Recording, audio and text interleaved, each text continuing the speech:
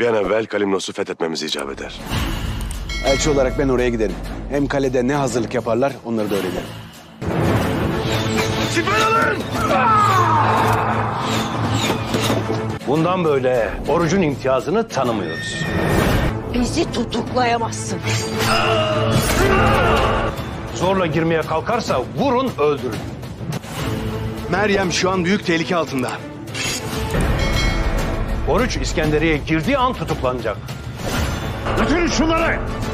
Sen de geleceksin Oruç. Kanlı kılıcımın gazabını sen de tadacaksın. Her şeyine el koydu. Canında dahil. Sen onların davasına hizmet eden Meryem değil. Benim kardeşim Maria olacaksın. Onlar değil.